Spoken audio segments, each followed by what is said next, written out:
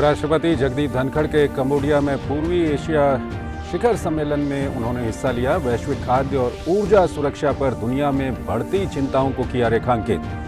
पूर्वी एशियाई देशों से अंतर्राष्ट्रीय मोटा अनाज वर्ष में योगदान का किया आह्वान। सम्मेलन के इतर अमेरिकी राष्ट्रपति जो बाइडेन से भी की मुलाकात।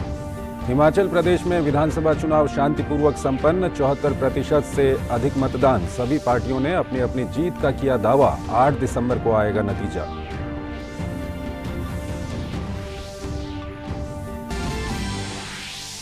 दिल्ली नगर निगम चुनाव के लिए सभी दलों ने कसी कमर। भाजपा ने 232 उम्मीदवारों की सूची जारी की, वहीं आम आदमी पार्टी ने 117 प्रत्याशियों की दूसरी सूची जारी की।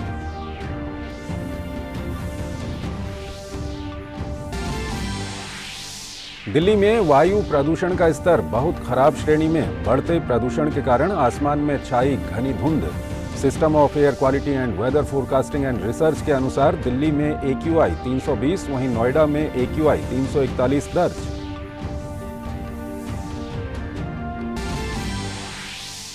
तमिलनाडु के कई जिलों में भारी बारिश का कहर जारी। चित्तलपक्कम झील से बाहर निकला पानी। थेनी में वैगई बांध से 4230 क्यूबिक फीट अतिरिक्त पानी छोड़ा गया। तंबरम के कई रिहायशी इलाकों में जलभराव। थेनी, डिंडीगुल, मदुरई, शिवगंगा और रामनाथपुरम जिलों में बाढ़ की चेतावनी जारी। खेल की खबरों में T20 विश्व कप क्रिकेट में आज मेलबर्न में पाकिस्तान और इंग्लैंड के बीच होगी खिताबी भिड़ंत। बारिश के कारण मैच बाधित होने की स्थिति में रखा गया रिजर्व डे।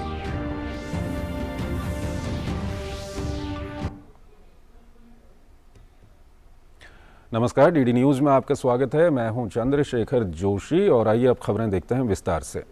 उपराष्ट्रपति जगदीप धनखड़ के कंबोडिया दौरे का आज अंतिम दिन है। उपराष्ट्रपति जगदीप धनखड़ आज पूर्वी एशिया शिखर सम्मेलन में हिस्सा ले चुके हैं। सम्मेलन में उपराष्ट्रपति ने वैश्विक खाद्य और ऊर्जा सुरक्षा पर दुनिया में बढ़ती चिंताओं को रेखांकित किया। इसके साथ ही उपराष्ट्रपति जगदीप धनखड़ ने पूर्वी एशियाई देशों से अंतर्राष्ट्रीय मोटा अनाज वर्ष में योगदान का आह्वान भी किया है। इस सम्मेलन में 10 आसियान देश और इसके 8 संवाद भागीदार भारत, चीन, जापान, दक्षिण कोरिया, ऑस्ट्रेलिया, न्यूजीलैंड, अमेरिका और रूस शामिल हैं। कंबोडिया की राजधानी नोम पेन में आयोजित 7वें पूर्वी एशिया शिखर सम्मेलन के इतर उपराष्ट्रपति जगदीप धनखड़ ने अमेरिका के राष्ट्रपति जो बाइडेन के साथ मुलाकात की।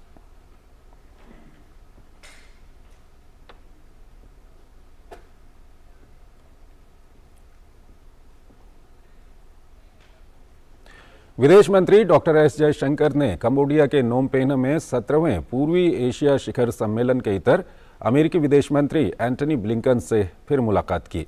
विदेश मंत्री डॉक्टर जयशंकर ने इसे अच्छी मुलाकात बताया। दोनों नेताओं के बीच यूक्रेन, इंडो पैसिफिक, ऊर्जा, G20 सहित द्विपक्षीय संबंधों पर चर्चा हुई। हिमाचल प्रदेश में विधानसभा की 68 सीटों के लिए चुनाव कल शांतिपूर्वक संपन्न हो गया। राज्य में 74% से अधिक मतदान दर्ज हुआ। इसके साथ ही 24 महिलाओं सहित 412 उम्मीदवारों का चुनावी भाग्य EVM में कैद हो गया है।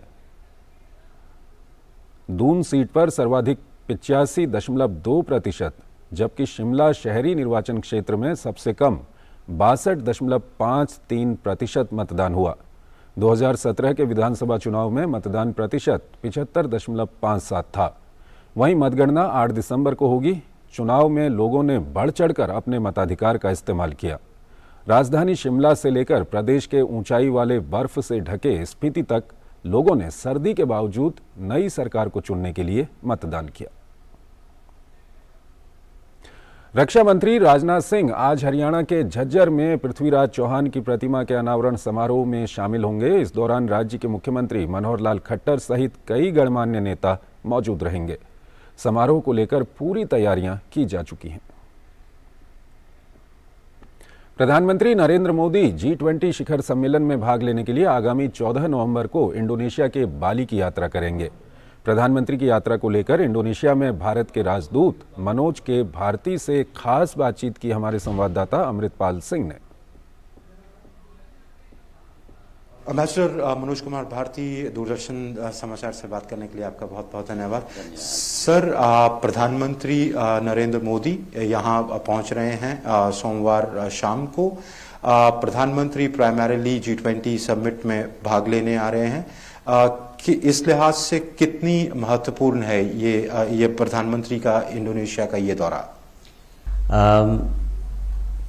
सबसे पहली बात, हम इस बात को ध्यान में रखें कि भारत ने इंडोनेशिया के G20 प्रेसिडेंसी को बहुत दृढ़ सपोर्ट दिया है।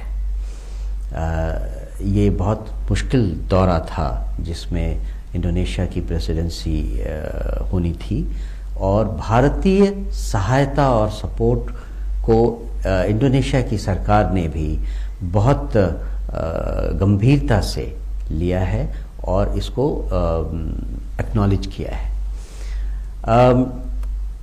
चूंकि भारत इंडोनेशिया से ये प्रेसिडेंसी लेगा, इसलिए भी माननीय प्रधानमंत्री जी का इंडोनेशिया का दौरा और स्पेशली G20 के लिए बाली का दौरा बहुत ही उल्लेखनीय हो जाता है।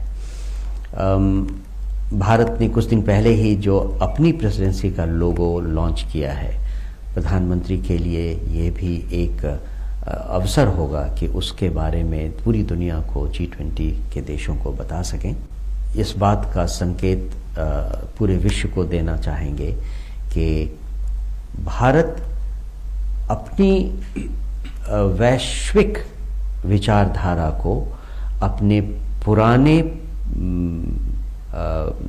वैचारिक फिलॉसफीज से जोड़कर देखना चाहता है। इसलिए भी जो मूल मंत्र बनाया गया है हमारी प्रेसिडेंसी का, वो कहता है वसुधैव कुटुंबकम।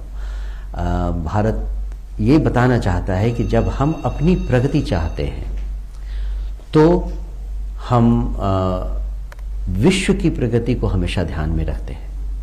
ये हमारे लिए बहुत ज़रूरी है कि हम दुनिया को इसके बारे में बताएं कि हमारी प्रेसिडेंसी का जो मोटो है वो है one world, one family, one future. Ambassador Bharati, G20 में शिरकत करने के अलावा प्रधानमंत्री जो यहाँ के भारतीय मूल के लोग हैं, जो इंडियन कम्युनिटी है, इंडियन डायस्पोरा है, उसके साथ भी इंटरैक्ट करेंगे।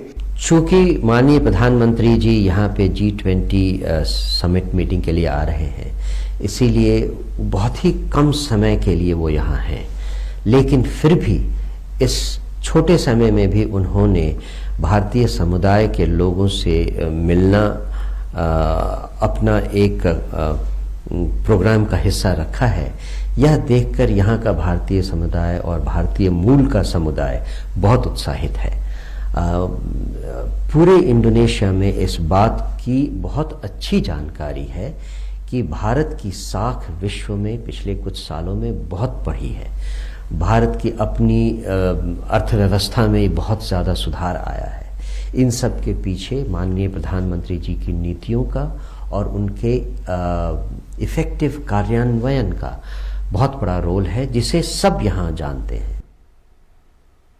अगली खबर की ओर चलते हैं। गुजरात में 182 सदस्यों की राज्य विधानसभा के 2 चरणों में होने वाले चुनाव के लिए अब तक 324 उम्मीदवारों ने नामांकन भरा है। 316 उम्मीदवारों ने पहले चरण के लिए पर्चे भरे। इस चरण में 1 दिसंबर को वोट डाले जाएंगे। 5 दिसंबर को होने वाले दूसरे चरण के चुनाव के लिए अब तक 8 उम्मीदवारों ने नामांकन भरा। वहीं कांग्रेस ने कल 9 उम्मीदवारों की एक अन्य सूची जारी की। निर्वाचन आयोग चुनाव में धनबल का इस्तेमाल रोकने के लिए विभिन्न उपाय कर रहा है। भाजपा ने दिल्ली नगर निगम चुनावों के लिए 232 उम्मीदवारों की सूची जारी की है। सूची में 126 महिला उम्मीदवार शामिल हैं। भाजपा ने 9 पूर्व महापौरों, 52 पूर्व पार्षदों, विधानसभा चुनाव लड़ चुके 3 उम्मीदवारों, 2 राज्य पदाधिकारियों, 4 जिला अध्यक्षों और 3 डॉक्टरों को चुनाव मैदान में उतारा है।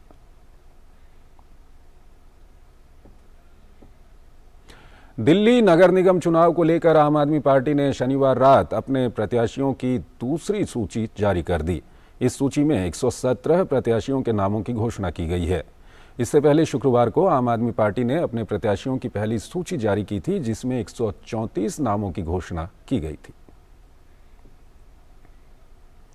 दिल्ली में वायु गुणवत्ता आज फिर बहुत खराब श्रेणी में पहुंच गई है। पिछले कुछ दिनों में दिल्ली एनसीआर में प्रदूषण की स्थिति में थोड़ा सुधार हुआ था, लेकिन आज फिर से वायु गुणवत्ता बहुत खराब श्रेणी में पहुंच गई।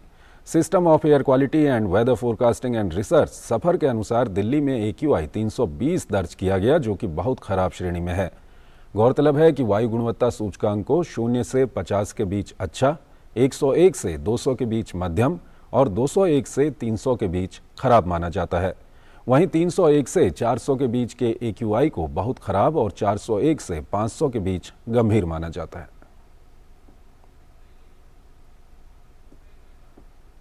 नोएडा में एयर क्वालिटी बहुत खराब होने की वजह से धुंध है। System of air quality and weather forecasting and research SAFAR के अनुसार नोएडा में AQI 341 दर्ज किया गया, जो कि बहुत खराब श्रेणी में है। बढ़ते प्रदूषण के कारण लोगों को सांस लेने में दिक्कत हो रही है। साथ ही गले में खराश, सीने में जकड़न जैसी शिकायत हर उम्र में देखने को मिल रही है। भाजपा सांसद लॉकेट चटर्जी राष्ट्रपति द्रौपदी मुर्मू पर अपमानजनक बयान देने के लिए टीएमसी नेता अखिल गिरी के खिलाफ नॉर्थ एवेन्यू पुलिस स्टेशन जाकर शिकायत दर्ज करा चुकी हैं। उन्होंने कहा कि टीएमसी नेता अखिल गिरी ने राष्ट्रपति का अपमान किया है और अभी तक ममता बनर्जी, जो खुद एक महिला हैं, फिर भी उन्होंने इस पर कोई बयान नहीं दिया है और न ही अपने मंत्री के खिलाफ कार्रवाई की है। ममता बनर्जी तुरंत आए, आके उनका स्टेटमेंट दे, उनका क्या भाव है इस विषय को लेके। और उनका गवर्नमेंट का है अखिल गिरी को तुरंत उनको बर्खास्त करना चाहिए, और नहीं तो सामने आके राजधानी में आके, क्योंकि राष्ट्रपति है पूरा देश का है, वो कैपिटल है दिल्ली में आके ममता बनर्जी को क्षमा मांगना चाहिए कि उन्होंने जो SC ST को लेके सामने जो बोलते हैं, तो एक्चुअल उनका भाव उनका। और आइए आपको सीधे हरियाणा के झज्जर लिए चलते हैं। वहां पर रक्षा मंत्री राजनाथ सिंह ने पृथ्वीराज चौहान की प्रतिमा का अनावरण किया है और इस वक्त वो सभा को संबोधित कर रहे हैं। तारीफ करना चाहूंगा कि 1000 साल बाद भी आप पृथ्वीराज चौहान को भुला नहीं पाए। और कभी कभी तकलीफ होती है इस बात की कि बहनों भाइयों, जो हमारे सांस्कृतिक प्रतीक हैं उनको लेकर भी विवाद खड़ा किया जाता है। जो हमारे भारत की सांस्कृतिक अस्मिता से जुड़े हुए हमारे प्रतीक हैं, चिन्ह हैं, उनको भी लेकर विवाद खड़ा किया जाता है। आपको यह जानकारी प्राप्त होगी, G20 यानी दुनिया के ऐसे देशों का एक सम्मेलन यहां पर होने जा रहा है जो कि दुनिया की 85% से अधिक की अर्थव्यवस्था पर अपना होल्ड रखते हैं। दुनिया की 85% अर्थव्यवस्था के ऊपर जिनका एक प्रकार से होल्ड है, कब्जा है, ऐसे सारे बड़े बड़े देशों का एक सम्मेलन से G20 कहते हैं, वह भारत में होने जा रहा है। और उस सम्मेलन के लिए हमारे प्रधानमंत्री ने एक लोगो जारी किया और उस लोगो में एक कमल का फूल बना हुआ था। कमल का फूल देखते हुए लोगों ने हंगामा खड़ा कर दिया और उन्होंने कहा कि यह कमल का फूल तो भारतीय जनता पार्टी का चुनाव चिन्ह है। बहनों भाइयों, आरोप लगाने की भी एक हद होती है, कोई एक सीमा होती है, जबकि सच्चाई है, मैं आपको भी बतलाना चाहता हूं, कमल का फूल भारत ने ही, भारत की सरकार ने ही 1950 में ही अपना राष्ट्रीय पुष्प घोषित कर दिया था, नेशनल फ्लावर घोषित कर दिया था। और उन्होंने यह इसलिए किया क्योंकि कमल का फूल इस देश की सांस्कृतिक पहचान का प्रतीक है, इसलिए किया गया। जब 1857 में स्वाधीनता संग्राम, प्रथम स्वाधीनता संग्राम लड़ा गया मेरे बहनों भाइयों, तो आजादी के मतवालों ने एक हाथ में रोटी और एक हाथ में कमल का फूल लेकर जो है आजादी की लड़ाई लड़ी थी। यह है कमल का फूल। क्या हम उस कमल के फूल को भुला दें? क्या यह करके प्रधानमंत्री ने कोई बड़ा अपराध किया? उसको लेकर पूरा हंगामा खड़ा करने की कोशिश की। अब किसी पार्टी का चुनाव चिन्ह है, इसलिए कमल के फूल को हमको छोड़ देना चाहिए? उसे राष्ट्रीय पुष्प, नेशनल फ्लावर की मान्यता उसकी रद्द कर देनी चाहिए? यदि किसी राजनीतिक पार्टी का चुनाव चिन्ह पंजा है तो क्या इस पंजे को काट देना चाहिए? पंजे का भी यह शब्द प्रयोग करना ही नहीं चाहिए। यदि किसी का चुनाव चिन्ह साइकिल है तो क्या साइकिल छोड़ देनी चाहिए? साइकिल पर नहीं बैठना चाहिए? क्या केवल चुनाव चिन्ह होने के नाते? बहनों भाइयों, कुछ लोग ऐसे हैं कि जो भी हमारी चीजें भारतीय संस्कृति की अस्मिता के साथ जुड़ी हैं उनसे वह परहेज करने की कोशिश करते हैं। लेकिन आप आश्वस्त रहिए कि बहनों भाइयों, जब तक हमारी यह सरकार है, हम भारत की सांस्कृतिक अस्मिता पर किसी भी सूरत में आंच नहीं आने देंगे, चाहे उसके लिए हम सबको कितना भी बड़ा बलिदान करना पड़े। कैसी अद्भुत संस्कृति है हमारे भारत की। दुनिया का अकेला देश यह भारत है मेरे बहनों भाइयों, जहां के रहने वाले ऋषियों और मनीषियों ने भारत की सीमा में रहने वाले लोगों को ही अपने परिवार का सदस्य नहीं माना है, बल्कि पूरे विश्व की धरा पर रहने वाले लोगों को अपने परिवार का सदस्य मानते हुए वसुधैव कुटुंबकम का संदेश सारे विश्व को देने का काम यदि किसी एक देश ने किया है तो हमारे और आपके देश भारत ने किया है। बहनों भाइयों, इतना बड़ा मन, इतनी बड़ी संस्कृति, क्या उससे भारत कटकर अपनी अस्मिता बचा सकता है? क्या भारत जिंदा रह सकता है? अब इतना ही नहीं, बहनों भाइयों, हम किसी भी सूरत में जो भी गुलामी की मानसिकता रही है तो गुलामी के जो भी प्रतीक हैं सारे हम प्रतीकों को समाप्त करेंगे। यह हमारी सरकार का संकल्प है, हमें कोई रोक नहीं सकता। भारत अब धीरे धीरे आगे बढ़ रहा है और आपको जानकर खुशी होगी इस बात की, कान खोलकर आप भी सुन ले बहनों भाइयों,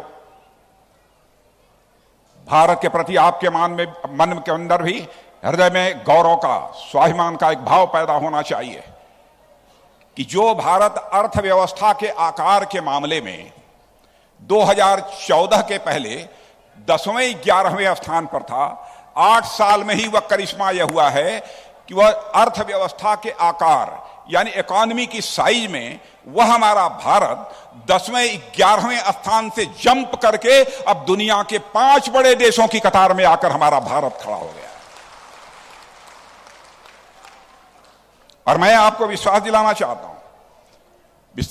चाहता हूं मेरे बहनों भाइयों, वह दिन दूर नहीं है, वह दिन दूर नहीं है।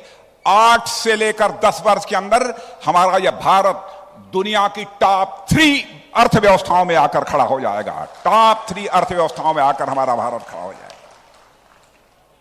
और याद रखिएगा, आजादी के जब 100 वर्ष पूरे होंगे 2047, इस संभावना को नकारा नहीं जा सकता बहनों भाइयों।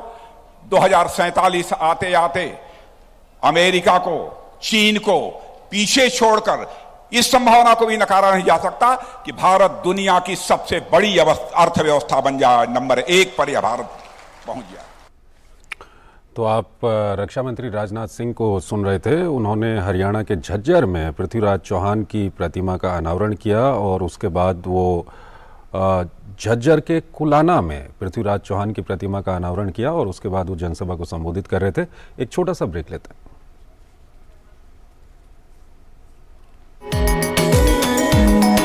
मेल्टिंग हार्ट्स, दिव्यांग बच्चों को समाज की मुख्य धारा से जोड़ने की मुहिम। तोखाई की अनूठी पहल महिला कारीगरों के जीवन को बना रही है आसान। Police public library, Delhi police और आम लोगों की खास पहल। तो स्क्रैप से बना है कचरा उद्यान। होंगी और भी अच्छी खबरें, देखिए मेरे साथ गुड न्यूज जज्बा इंडिया का।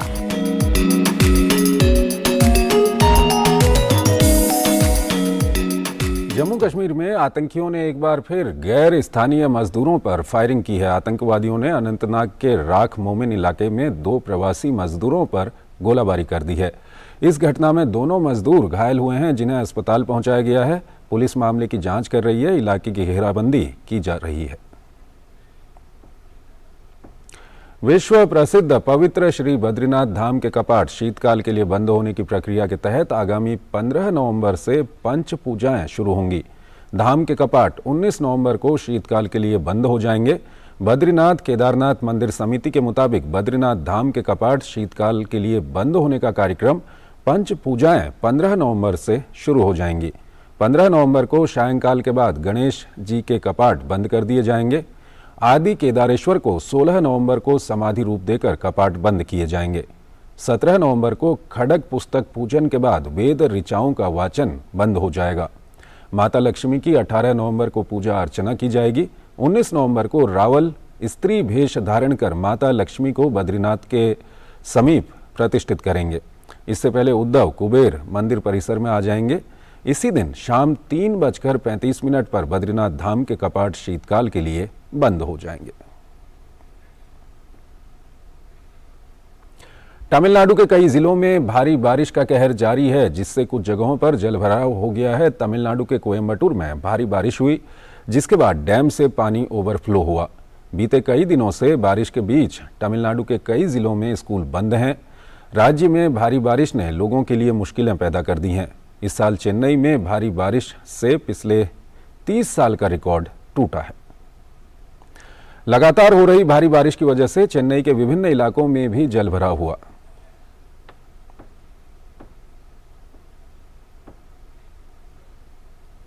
प्रधानमंत्री ने अक्टूबर में प्रसारित मन की बात कार्यक्रम में सौर ऊर्जा और कुसुम योजना का लाभ उठा रहे किसानों का जिक्र किया। सोलर एनर्जी आज एक ऐसा विषय है जिसमें पूरी दुनिया अपना भविष्य देख रही है। सौर ऊर्जा से कैसे हमारे देश के गरीब और मध्यम वर्ग के जीवन में बदलाव आ रहा है, मन की बात के माध्यम से प्रधानमंत्री ने उसकी नजीर पेश की थी। तमिलनाडु के कांचीपुरम में एक किसान हैं थिरु के एजिलन। उन्होंने पीएम कुसुम योजना का लाभ लिया और अपने खेत में 10 हाउस पावर का सोलर पंप सेट लगवाया। अब उन्हें अपने खेत के लिए न बिजली पर खर्च करना होता है और न ही सिंचाई के लिए अब वो सरकारी बिजली की सप्लाई पर निर्भर हैं। राजस्थान के भरतपुर में ऐसे ही एक किसान हैं कमल जी मीणा। पीएम कुसुम योजना का लाभ उठा रहे हैं। कमल जी ने खेत में सोलर पंप लगाया, लागत कम हुई है और आमदनी भी बढ़ गई। कमल जी सोलर बिजली से दूसरे कई छोटे उद्योगों को भी जोड़ रहे हैं। उनके इलाके में लकड़ी का काम है, गाय के गोबर से बनने वाले उत्पाद हैं, इनमें भी सोलर बिजली का इस्तेमाल हो रहा है और 10-12 लोगों को रोजगार भी दे रहे हैं। I bought a solar water pump. The scheme which benefited with me, cutting away the expense of diesel for the pump and utilize the expense of my farm. With the help of power water supply has increased, so I change dryland crops to wetland crops.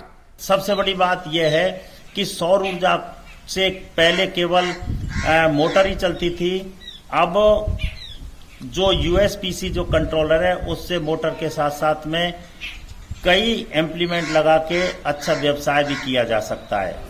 Jammu Kashmir के श्रीनगर में रहते हैं मंजूर अहमद लरहवाल। सर्दियों में बिजली ज्यादा खर्च होने के कारण मंजूर का बिल 4000 रुपए से ज्यादा आता था। घर पर सोलर रूफटॉप प्लांट लगाने के बाद उनका खर्च आधे से भी कम हो गया है। ओडिशा के करदापाल गांव में रहती हैं कुन्नी देवरी। आज सौर ऊर्जा से अपने और दूसरी महिलाओं के रोजगार के अवसर खोल रही हैं।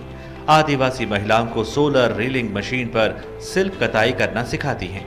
सोलर मशीन के कारण इन आदिवासी महिलाओं पर बिजली के बिल का बोझ नहीं पड़ता और उनकी आमदनी भी हो रही है।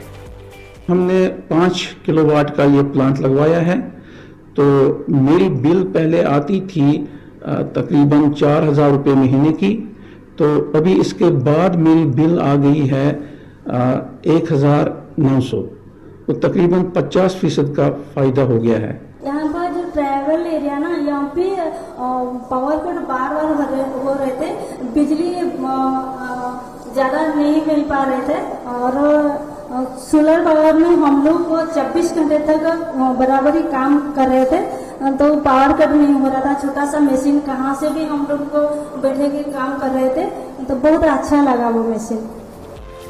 प्रधानमंत्री लगातार मन की बात कार्यक्रम के जरिए देश में अभिनव प्रयास कर रहे पुरोधाओं का जिक्र करते हैं। इस बार प्रधानमंत्री ने सौर ऊर्जा के जरिए ग्रामीण क्षेत्र में होने वाले बुनियादी बदलाव की ओर सबका ध्यान आकर्षित किया। Chandrashekhar, DD news. और यहाँ पर एक छोटा सा ब्रेक लेते हैं।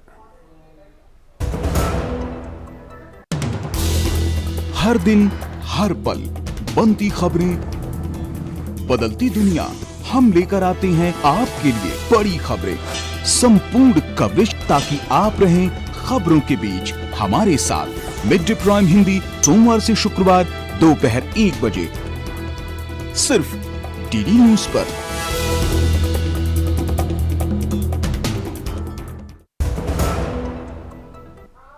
स्वागत है आपका ब्रेक के बाद। महाराष्ट्र का वाशिम जिला देश भर के आकांक्षी जिलों की सूची में शामिल है।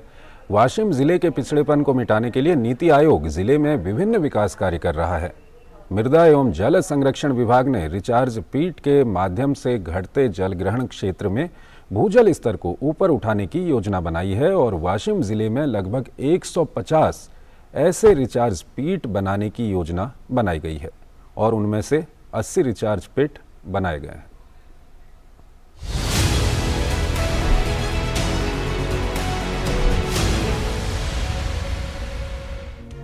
महाराष्ट्र के आकांक्षी जिला वाशिम में जल संरक्षण के द्वारा भू जल स्तर को बढ़ाने की कवायद शुरू की गई है। जिले में किसानों के लिए बारिश के पानी के बह जाने की बजाय सीधे जमीन में इकट्ठा करने के लिए रिचार्ज बेड का सक्षम विकल्प दिया गया है। नीति आयोग जिले के विकास के लिए कई विकास योजनाएं चला रहा है। पानी के एकत्रीकरण से जिले में कई जगहों पर भूजल का स्तर बढ़ा है। प्राकृतिक जल स्रोतों जैसे कुओं और बोरवेल आदि में पर्याप्त पानी जमा हुआ है, इसलिए रिचार्ज पेट योजना के माध्यम से किसानों को सिंचाई के लिए बारहमासी पानी की उपलब्धता कराई गई है। किसान इस योजना को काफी लाभदायक मान रहे हैं। मेरे पास 15 एकड़ खेती है। मेरे खेत में रिचार्ज पेट के खड्डे लिए थे। पहले खड्डे नहीं थे तो मेरे 2 जो चोल थे वो चिमक रहे थे। अब खड्डे की वजह से वो चिमक नहीं रहे और मेरे बॉडी की जो पानी पातली है वो भी बढ़ गई और वो बढ़ने की वजह से मैं खेती में सिंचन लेता। पहले इतना मेरा सिंचन होता नहीं था। मेरे खेत में का जो वेस्टेज पानी बह के जाता था वहाँ पे जल संधारण वालों ने 10 बाय 20 का ये गड्ढा करे, उसमें बहुत पानी झिरकता, उससे हमारे खेती को पानी मिल रहा है और उससे हम समाधानी हैं। उसमें हमने बावड़ी करे, बावड़ी को बहुत पानी लग गया। मेरा 2-3 एकड़ सिंचन चालू है। वर्ष 2020 में वाशिम जिले में प्रायोगिक आधार पर 10 किसानों के खेतों में रिचार्ज पेट तैयार किया गया था। इससे बड़ी मात्रा में बारिश का पानी सीधे मिट्टी में रिसने लगा, इसलिए पिछले साल फिर से 150 रिचार्ज पेट का लक्ष्य रखा गया है और उनमें से विभिन्न किसानों के खेतों में 80 रिचार्ज पेट बनाए गए हैं। नीति आयोग पुरस्कृत आकाशी जिला वाशिम अंतर्गत मौजे, नागठाना, श्रीगिरी, धारागिरी ये 3 गांव मिला के एक पाइलट कंसीडर करके मृदा जल संधारण विभाग मार्फत 150 रिचार्ज पिट में से 80 रिचार्ज पिट का काम पूर्ण हो चुका है। रिचार्ज पिट के माध्यम से अब मानसून का पानी धीरे धीरे जमीन में समा रहा है, जिससे आसपास के इलाकों में भूजल स्तर में जबरदस्त वृद्धि हुई है और किसानों को बारहमासी सिंचाई की सुविधा मिल रही है। Bureau report, DD news. और यहाँ पर एक और छोटा सा ब्रेक।